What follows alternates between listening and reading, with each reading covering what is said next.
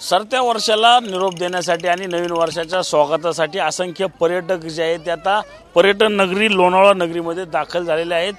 आता आपण आलो आहोत लायन्स पॉइंट आणि टायगर पॉइंटवर। आपण पाहू शकता की असंख्य पर्यटक जे आहेत या ठिकाणी नवीन वर्षाच्या स्वागतासाठी दाखल झालेले आहेत। या ठिकाणी आज 31 डिसेंबरच्या सायंकाळी जे आहे ते मोठ्या प्रमाणात पार्टी वगैरे या ठिकाणी होत असते। आपल्यासोबत काही पर्यटक आहेत, आपण पर्यटकांच्या भावना जाणून घेऊयात। काय सांगाल, कुठून आलात तुम्ही? आम्ही मुंबईवरून वसई। काय 31 डिसेंबरचा आज प्लॅन आहे तुमचा? प्लॅन म्हणजे आम्ही कॅम्पेनिंगसाठी आलोय, खरं म्हणजे पावना लेकला जायचं आहे। तर आता आम्ही दुपारनंतर पावना लेकला जाणार आहेत आणि आता इकडचं सगळे मेन स्पॉट बघून घेतो पॉईंट, आणि नंतर 2 नंतर बुशी डॅमला जाऊन आलो। आता या पॉईंटवर आलो आणि पुढे काय पॉईंट वॅक्स म्युझियमला जाणार आणि मग 2 नंतर आम्ही तिकडे आमचं बुकिंग आहे पावना डॅमला कॅम्पेनिंग टेंट हाऊस। मुंबईतलं वातावरण ह्या वातावरणामध्ये काय फरक वाटतो? मुंबईतल्या वातावरण म्हणजे मुंबईमध्ये आपण रोजच्या लाईफमध्ये एवढे बिझी असतो, इकडे थोडं निसर्गाबरोबर आपल्याला राहायला भेटतं विथ नेचर।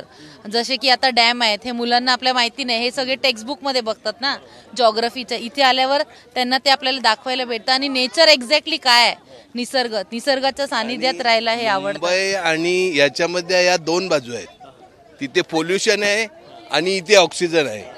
हे मेन आहे का इथे आल्यावर जरा प्रसन्न वाटते।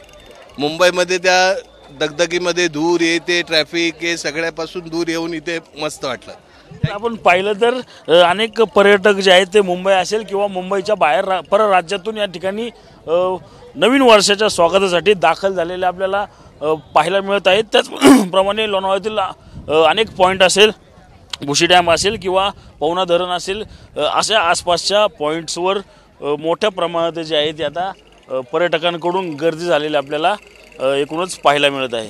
कॅमेरामॅन अभिजित पिसे सह रंजित जाधव, TV9 मराठी, लोणावळा, पुणे।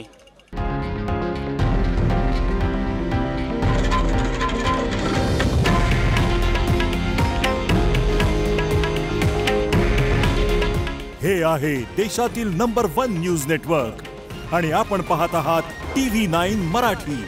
काळजी तुमची, हित महाराष्ट्राचं।